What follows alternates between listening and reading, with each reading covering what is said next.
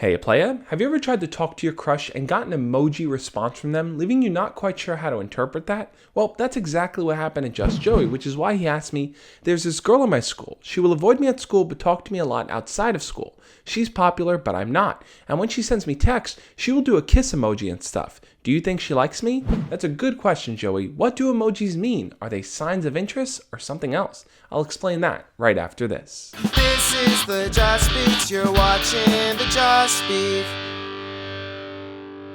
For those of you that are new here, my name is Josh, and every single Monday through Friday, I make videos sharing tips, ideas, and stories teaching you how to be your best self. Now let's talk about emojis. What do each of these different emojis mean? Are some of them real signs of interest while others are just ways to friend zone you? There really is no clear-cut answer here. People use emojis in different kinds of ways. Sometimes they're using it as a way to flirt, while other times they're just making conversation. The thing about emojis is that they don't really accurately depict how you feel or what you want to say. They kind of are an exaggerated form of whatever you're trying to put out there. So, for example, let's say you compliment your crush and they respond with thanks and then put the kissy face emoji. Does that mean that they want to kiss you? Does that mean that they're interested? It's kind of hard to tell because in that instance, that person might be using it just as a way to exaggerate that thanks. The same goes for using hearts in a conversation. I've had people ask me, does using the pink heart or blue heart or purple heart make a difference in how you come off to your crush or how they come off to you? Here's something important you should focus on. Regardless of whatever emojis your crush ends up using in your conversation, the goal here really is for you to get closer with them. So if you're looking at emojis as a way to try to read their behavior or read their signs of interest, you're kind of wasting your time. Most people sit there waiting for clear-cut, defined signs of interest from their crush. They're waiting for their crush to kind of drop a hint or say something that maybe can lead them in that direction. But the reality is that your time will be way better spent if you're actively pursuing your crush, if you're talking to them, if you're flirting with them, and you're eventually asking them out. Now that doesn't mean emojis are useless in a conversation. Like I said, they're kind of an exaggerated form of how we feel in that moment. So you can use that to your advantage in communicating and flirting with your crush. The key to emoji flirting is to not oversaturate the message with tons of emojis. When you do that, each one of them kind of loses a little bit of its steam. One simple thing you can do is to assign a specific emoji to your crush. Let that become kind of like a nickname for them. So whenever you talk to them, you can say,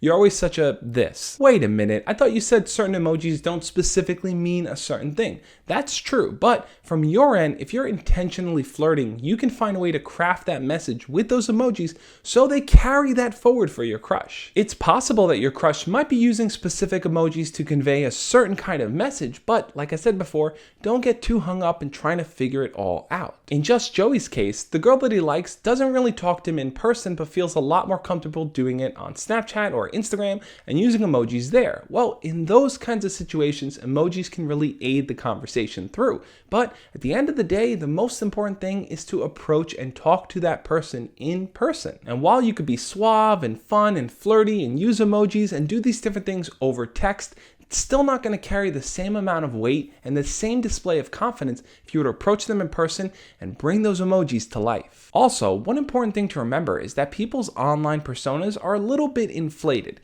They may not be that flirty or risque or totally out there when you talk to them in person. That's why it's common to run into situations like Just Joey's. People find it a lot easier to flirt, share emojis, to send pictures, to do these different kinds of things online versus in person. So what does it all mean? If you're getting kiss emojis and heart emojis from your crush, does that mean that they like you?